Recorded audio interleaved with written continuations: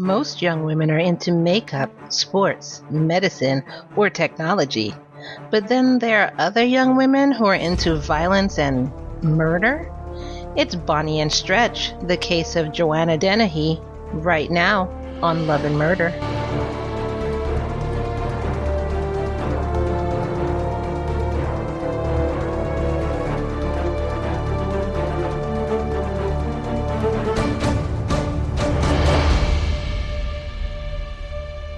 Good evening, everyone. Welcome to a new you've been waiting for it for so long, episode of Love and Murder, the weekly true crime podcast discussing relationships gone terribly wrong. And when I say terribly wrong, I mean dead wrong. I am your long lost host, Kai, who was gone because she was sick. First, Shar was sick, then some family emergency happened, and then Kai was sick. So we have been gone for so long. But I am your host, Kai, and Shar is not joining me. Our show discusses true crime cases told in the form of a story with mystery, suspense, and just a little bit of humor sprinkled on top, but never at the expense of the victim. Find Love and Murder on any platform where you get your podcasts. Don't forget to leave a review for us, too. We would dearly appreciate it.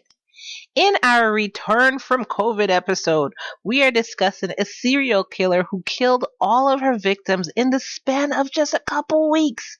Before we get into it, though, here's our weekly reminder to listen to our last episode, The Case of Dora Cisnero. I know this has been a while since the last episode, but I'm still giving you the weekly reminder. Now, this woman was so insane that I dubbed this episode as a telenovela. So go ahead and listen to our last episode, episode number 60, right after you listen to this one.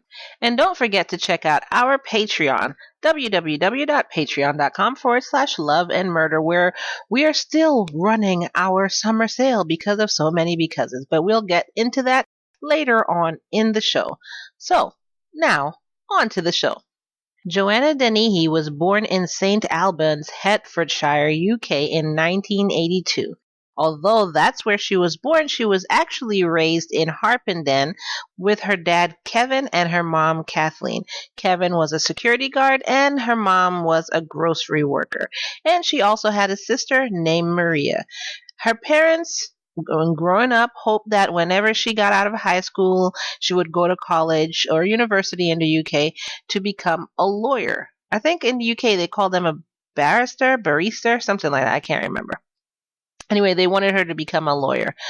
Going back in all accounts, she actually had a stable and loving home growing up. She didn't have any abuse going on.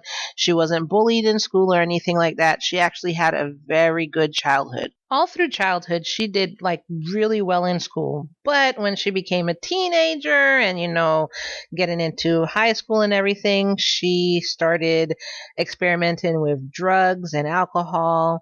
And it's not really said if it was because of her friends or if it was because it's just something she wanted to do. So I don't know if it was like peer pressure or it's just, she just decided one day hey, I want to do drugs and alcohol. I don't know.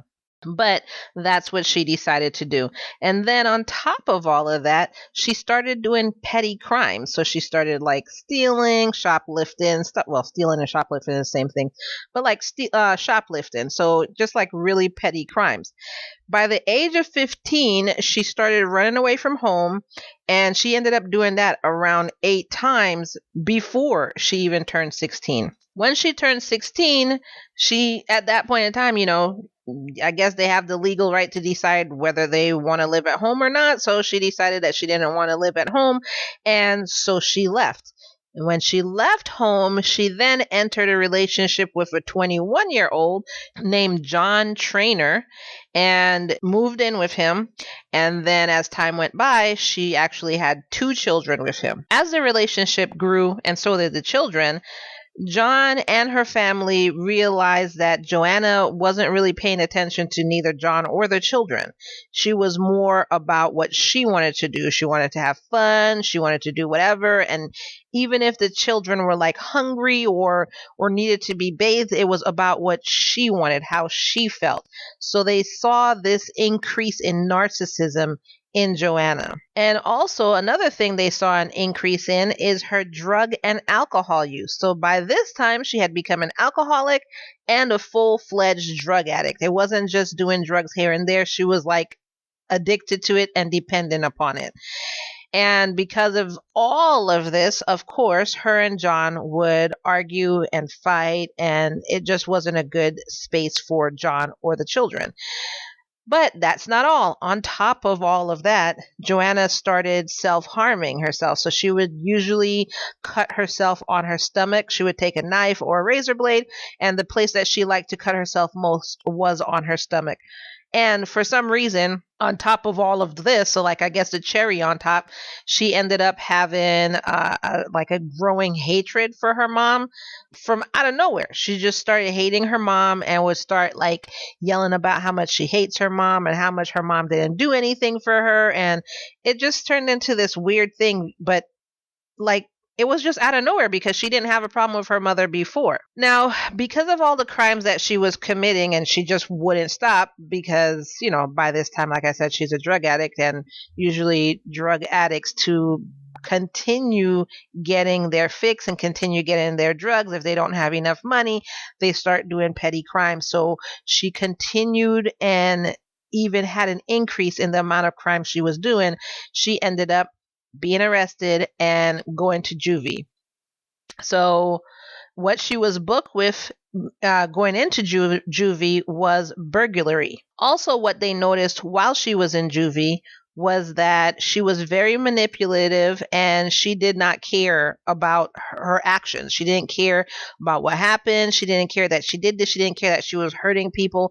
She basically showed zero remorse and zero empathy.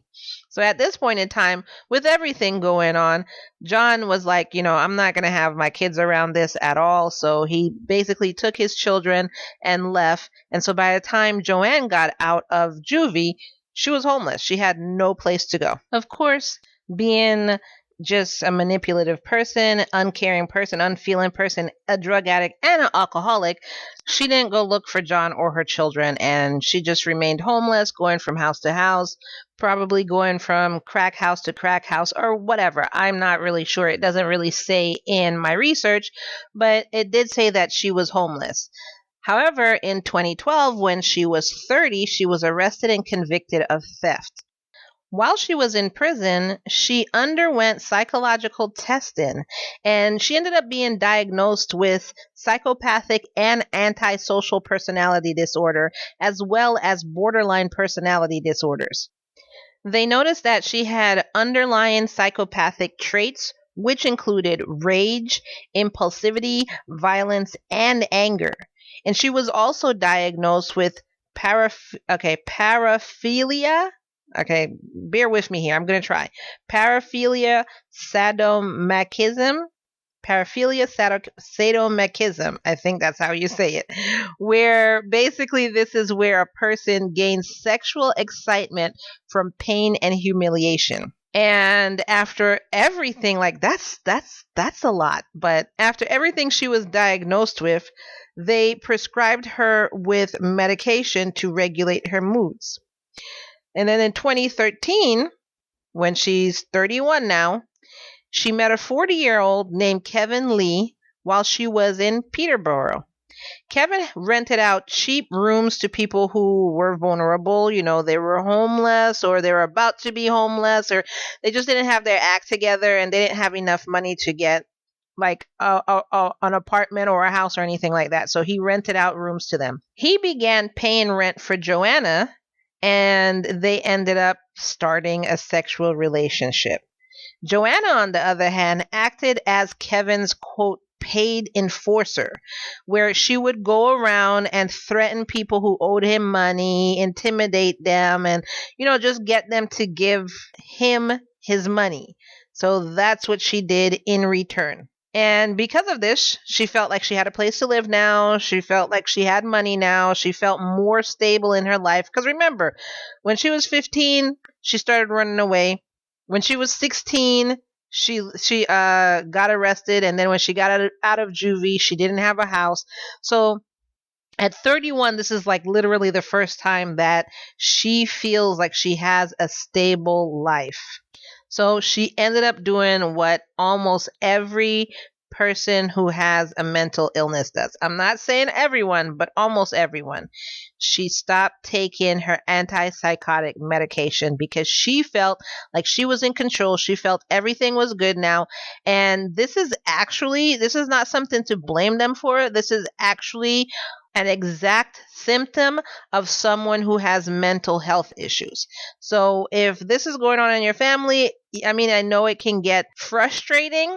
However, this is just a symptom of their mental issues. They get to a point where they feel like, okay, everything's good now, they're in control, and they feel like they don't need to take their medication. Or they start being paranoid and thinking, the doctor or their family is giving them medication, trying to kill them or control them or something like that. So this is a symptom of some of these mental health issues. Now, on March 19th, 2013, a 31-year-old man named Lucas, okay, he's Polish, so forgive me for this pronunciation. He was a Polish immigrant, and his name was Lucas Slabowski. Anybody who knows how to pronounce this, please let me know in the comments below. Slaboszewski. So he got a text from Joanna. Now, the backstory with this is they had actually met before in Petersboro, just on the street. They were just walking and they met. I guess he saw her. He thought she was pretty or whatever. And you know how, you ask a girl for her number, like, hey, how you doing? Can I get your number? And, so they exchanged numbers and they had been talking. They had been texting back and forth and everything like that. And Lucas had actually been telling his friends that he had an American girlfriend. So this is how he thought of her. And he just, he thought he had a future with her. Like they could actually get into a romantic relationship and start something. So anyway, on March 19, he received a text from her, and the text actually invited him to her apartment and, come Netflix and chill. I mean, right? So he went over and they drank and talked the night away. And then at some point in the night, Joanna kind of convinced him to put a blindfold on. She's like, we're going to play a game. And part of the game is you got to put on this blindfold and, let's go ahead and answer questions, or I'm going to feed you something. You got to tell me what it is, or I'm going to put something in your hand and you have to tell me what it is. Whatever the game was that he had to wear a blindfold. But he said, okay, because, they're trying to get into a relationship, or from what he's thinking, they're trying to get into a relationship. So he trusts her. He lets her blindfold him. And once he was blindfolded, Joanna probably started like, well, I'm going to go get this and ask you what it feels like. And I'll be right back. So she ran out of the room, got what she was getting, got back to the room, and was like, okay, I'm ready. Are you ready? I'm going to ask you exactly what this feels like, and you tell me what it is. This is the game, okay? And then she proceeded to stab him in the heart. This is what she did to this poor man. She stabbed him in the heart and killed him. So she tried to obviously get rid of the body, but he was too heavy for her. She couldn't do it. She couldn't drag him. She couldn't carry him. She couldn't get him out of her apartment. So what did she do? She called somebody else. As our criminals in these shows always do, they always drag other people into it. So she called a guy named Gary Richards, but people call him Stretch. I was going to say Gary quote Stretch Richards, but his name is Gary Richards and people call him Stretch. And he was actually, I don't want to say a friend, but he was an associate of hers, and he was also a criminal. So she called him for help. Now I know you're wondering why they call him Stretch. Well, he was 7 feet 3 inches tall. That's why they called him Stretch. He was tall as crap. And of course, why else would he help her? But because he liked her. He actually had a little crush on her or whatever. So he was like, yeah, I have a crush on you. I'll do anything you want, even up to disposing of a body. I don't like anybody that much. So Stretch came over, and like any other criminal, what are they going to do? He brought somebody else, just one more person. So the person he brought over's name was Leslie Layton. And between all of them, they got Lucas in the car and was able to place him in a trash can outside of like a block away from her apartment, but outside of some other apartments, and went about their lives. But the weird thing is, just get this. At one point in time, Joanne brought a 14-year-old girl to the dumpster and opened it to show her that there was a body inside. I mean, I don't understand why. Why would you scare a 14-year-old like that? Or did you think she was going to think it was cool? And why, as a 31-year-old, you care what a 14-year-old thinks? Or were you trying to scare her? But why? Just a random 14-year-old? It wasn't even like her parents owed you money. So that was just random and weird. Do you like ghosts? Historic cities? True crime? Oddities? And maybe even dogs?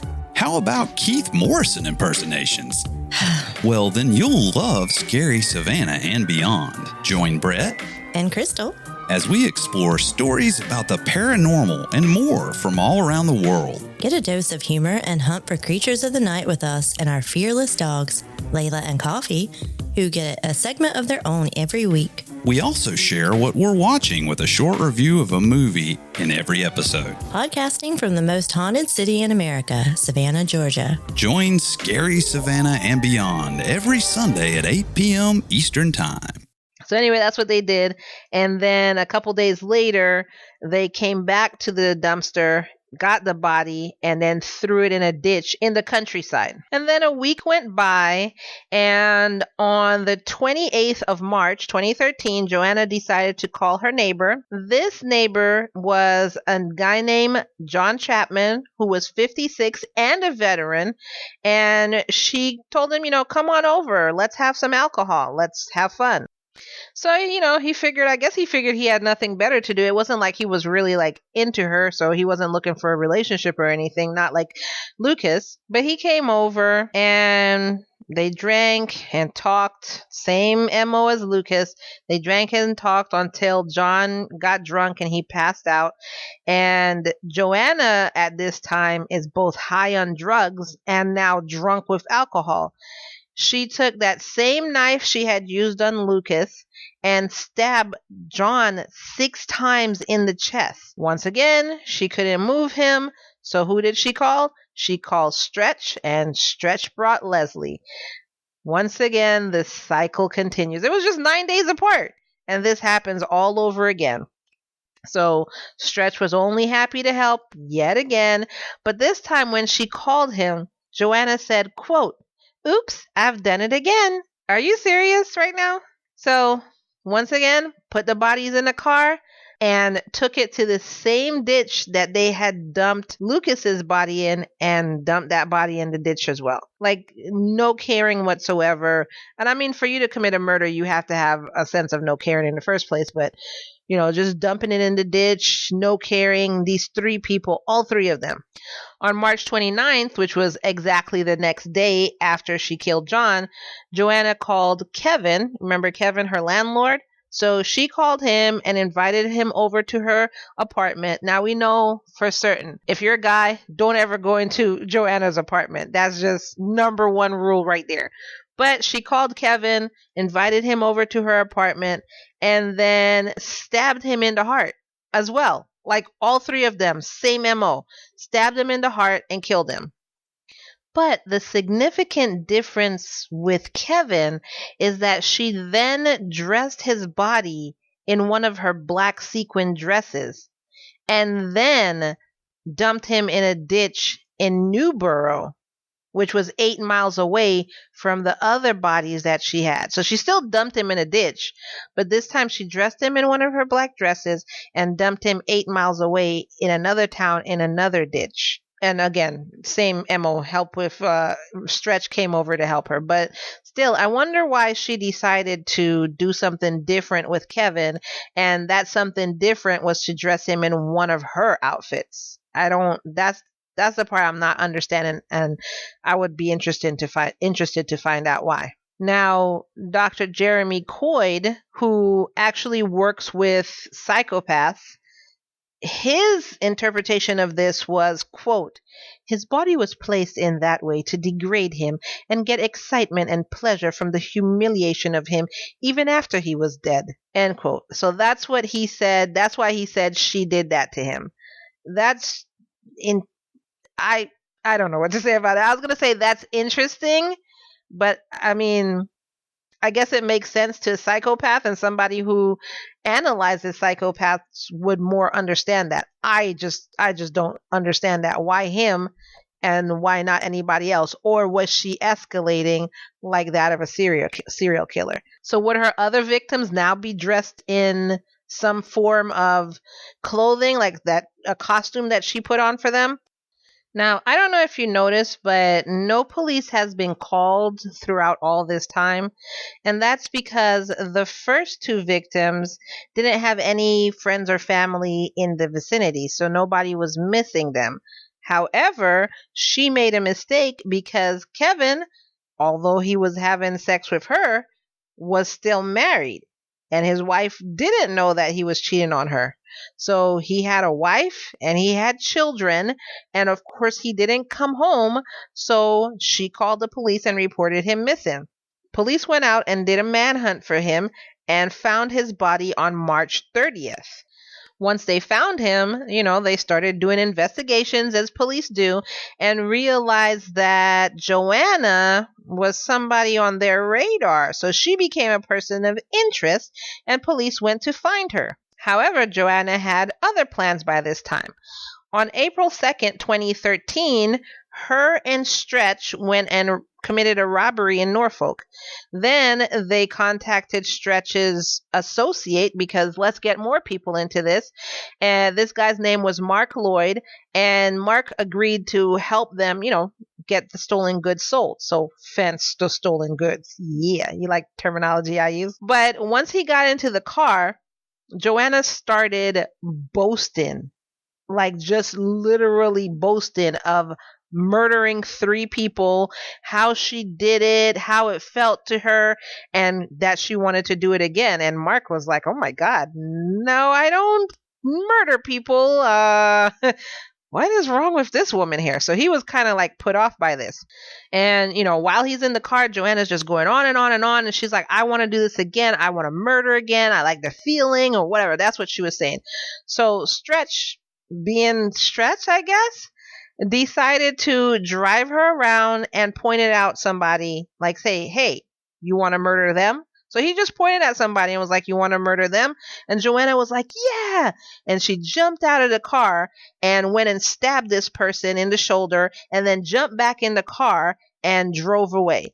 The person she stabbed was Robin Bariza, which was a 64-year-old. So she stabbed him, watched him fall to the ground, watched him started bleeding, and then they just zoomed off. And she just felt so energized by this. So much so that 9 minutes later, so like a couple blocks down the road, she decided to attack somebody else.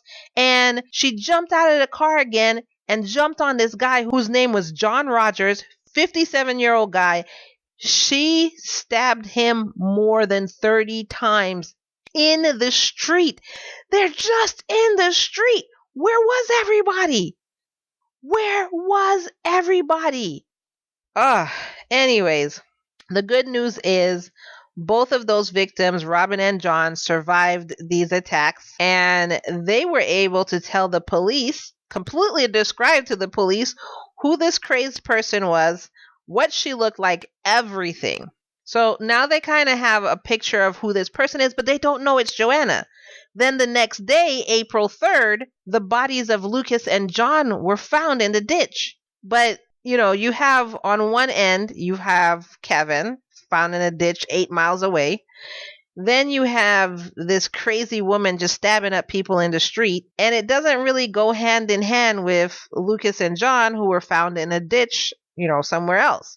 So they kind of didn't put these these 3 incidents together. And it actually probably would have taken them some time to put it all together. But while she was waiting to find more people to kill, I guess, Joanna decided to go on social media and post some pictures that she posed for. So she had posed for these pictures with this huge serrated knife in her hand. And then she captioned it bragging that her and Stretch were like, quote, Bonnie and Clyde. And as you know, Bonnie and Clyde killed 9 policemen. And she said she wanted to be exactly like them and do the same thing. So when police saw that, they were like, wait a second, that looks like the sketch that we got from these other people, these victims here. And they went and arrested her. So then on May 8th, 2013, she was charged with the murder of Kevin and the attempted murders of Robin and John. And during that investigation, they basically formed the connection between her and Lucas and the other victims, and, realized that Joanna had relationships with them, or that was a neighbor, or that was the landlord. So they basically put everything together. During the pathology, they found that the exact same knife, the one that she had taken a picture with, had been used on all 5 victims. So the 3 people that she killed, the 2 people that she stabbed, and then she's still taking a picture with that same knife. When police saw this picture, they launched a nationwide manhunt for her, even using CCTV, just everything, just social media to track her down. When they found her, of course, they arrested her, and she was just calm. They described her as cold, not even calm. She was just no emotion at all. And when they, took her to jail and led her to one of her cells, she was just singing a song. She was just singing, quote, singing in the rain. That's the song she was just singing. No care in the world. She also told police that, she had told Stretch that, quote, I want to have my fun, before she went out and murdered more people. On top of all of that, while she's still with the cops, she bragged that she and Stretch were like Bonnie and Clyde, like I said before, and that she wanted 9 victims, just like Bonnie and Clyde, and that's what she was working her way up to. So, if that wasn't crazy enough, she's in jail now, waiting to be put on trial. While she's there, the prison guards found that she had an escape plan, and you won't even guess. I mean, if you think about our previous episodes and what these criminals do, you may guess as to how they found it. But just in case you can't, I'm going to tell you how they found out that she had an escape plan. She wrote it in her frickin' diary. Dear diary, today I'm going to escape from prison. I've been planning this for a long time. What I'm going to do is I'm going to shoot up a bunch of guards, and then I'm going to dress as a guard, and then I'm going to walk through the doors, and nobody will be the wiser. I hope they don't read this journal entry, but of course, who in their right mind would actually read a girl's journal? It's my diary. Nobody reads my private thoughts, not even in prison. Like, what in the... Oh my God. So I just basically just said something, but what actually her plot was she was going to kill or maim or seriously injure a prison guard. She was going to cut off one of their fingers and use it, like on TV, how they cut off somebody's hand or their thumb or whatever, and use that on the biometric system. So that was her plan. That's what she was going to do. That's what she wrote down in her diary, and just, I guess, figured nobody would read it in prison. Whew. On the day she was sentenced, her judge, which is Judge Spencer, told her that, quote, within the space of 10 days, you've murdered 3 men in cold blood. Although you pleaded guilty, you've made it quite clear you have no remorse. You are a cruel, calculating, selfish, and manipulative serial killer. End quote. On November 21st, 2013, Joanna pleaded guilty to all charges. Initially, she had pleaded not guilty. Now she pleaded guilty. or pled, whichever way, guilty to all charges. After that, she went straight to court for sentences. They didn't even wait. They sent her straight to court. This court is called Old Bailey for sentencing. And there, Mark Lloyd, remember the petty criminal who just wanted to help them fence stuff? He sang like a bird, testified against her, and he was like, look, I wasn't trying to be in nothing, wasn't trying to do nothing. I was just there, and they just started acting crazy. He said, I don't have anything to do with this. And he told everything that happened, and he ended up not being charged with any crime. On February 10th, 2014, Stretch, on the other hand, was found guilty of attempted murder. Leslie was also found guilty of perverting the course of justice. And on February 12th, Leslie and Stretch were convicted of all other charges, including 3 counts of preventing the lawful burial of a body. On February 28th, 2014, Joanna was sentenced to life imprisonment. And the trial judge recommended that she never see the light of day. He said that she should never be released. He said that this was justified due to the premeditation of each murder. Because remember, she said she wanted to kill 9 people. So due to the cold and calculated premeditation of each murder, the judge said she should never see the light of day again. However, no, I'm not switching it like she saw the light of day.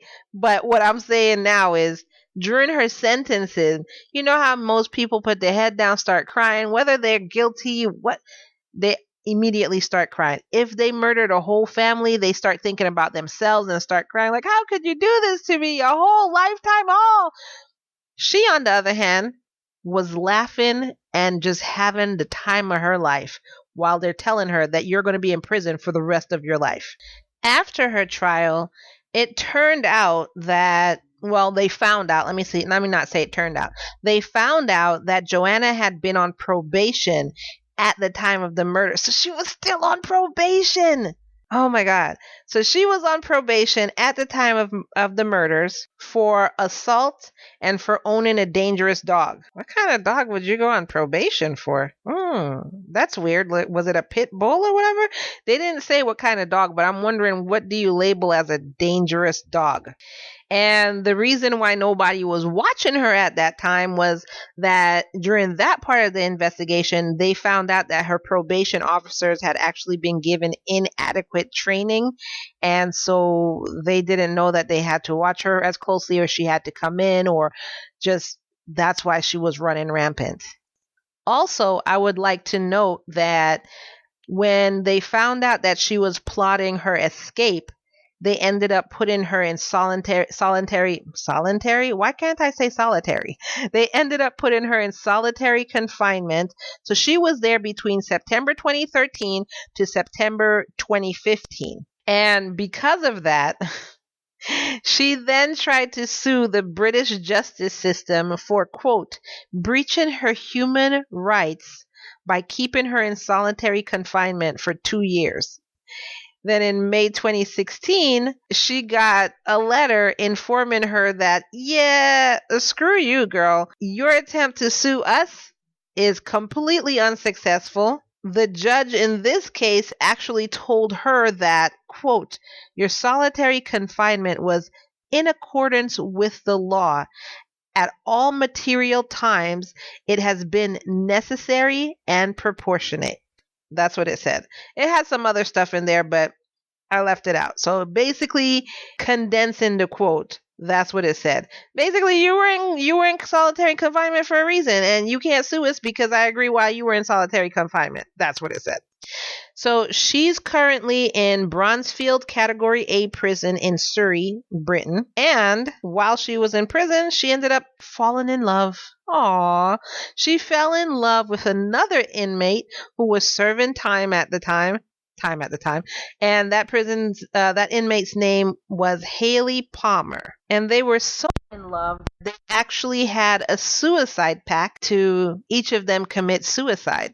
But it was unsuccessful. And I guess maybe she wrote that in her journal too. So it was another plot of hers that was just dashed. So I'm wondering if she was trying to die like Bonnie and Clyde too. And this would have been the ultimate end to her fantasy of being Bonnie and Clyde. I don't know. Haley actually ended up getting out of prison because she was in prison for robbing. She was a street robber and she had a 16-year sentence. So she got out of prison, and she told the press that she was actually trying to take legal action, finding legal advice on how to plan her wedding to Joanna. You heard me right. Joanna's a murderer, a cold-blooded murderer, and she's like, I'm in love and I want to marry her and I need to find a way to do that.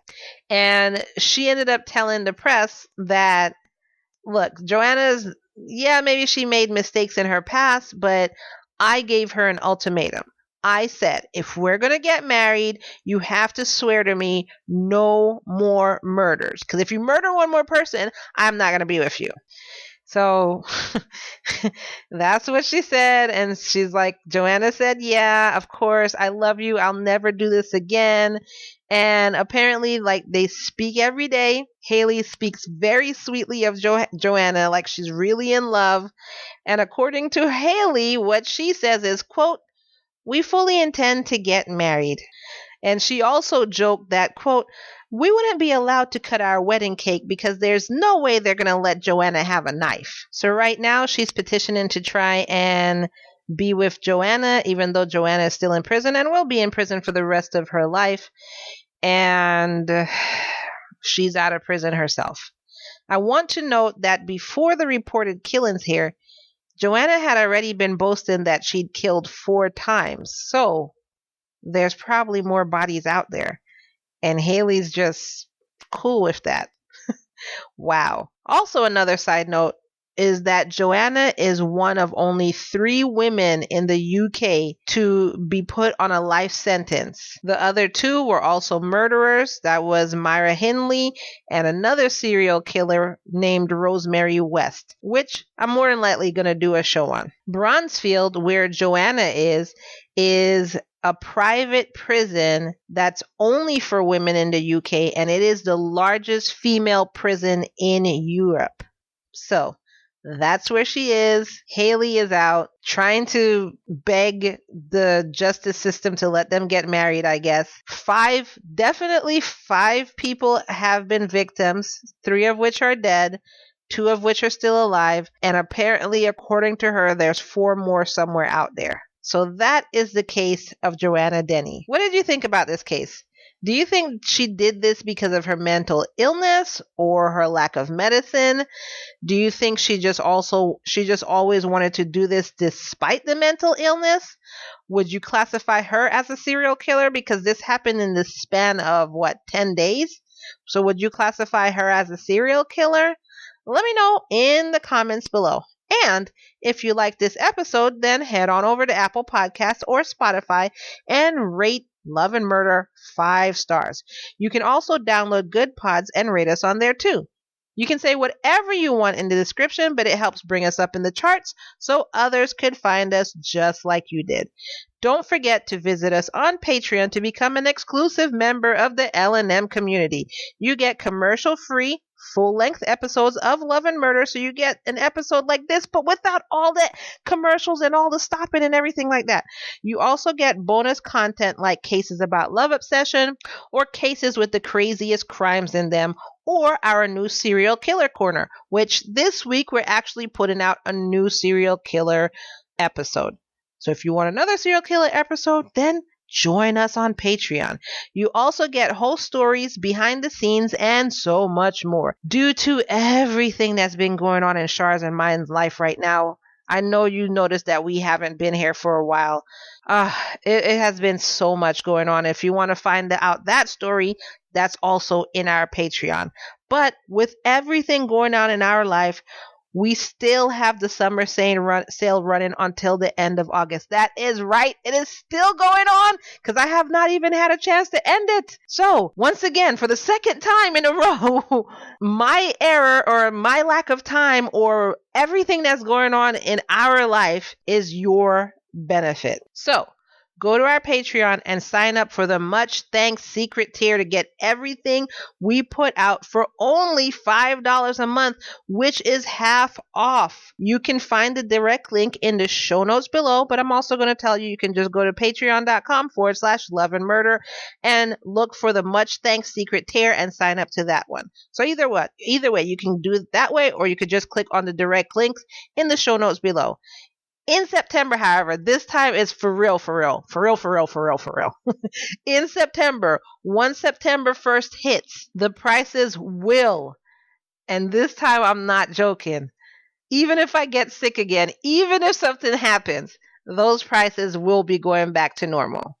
So now's the chance to get into our exclusive community.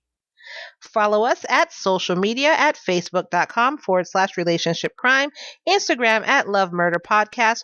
Join our Facebook fan group by searching Love and Murder fan page in Google or Facebook, or by simply clicking the link in the show notes below. Find our awesome merch. Hopefully I'll be able to update it like I've been planning to for the last 2 months. But you can find our awesome merch by going to our website, www.murderandlove.com, and clicking on our shop in the menu above. And an easy and free way to help us out is by simply sharing this episode. Hit that share button. It looks like a less than and greater than sign. Hit that and share it on your social media. Share it with your friend. Share it with your neighbor. Please don't invite your neighbor over for drinks and murder them, but share this episode with them. Maybe y'all could drink some apple juice and listen to this episode. Share. And as always, I want to remind y'all that it's all love and no murder, y'all. Have a great night. Bye.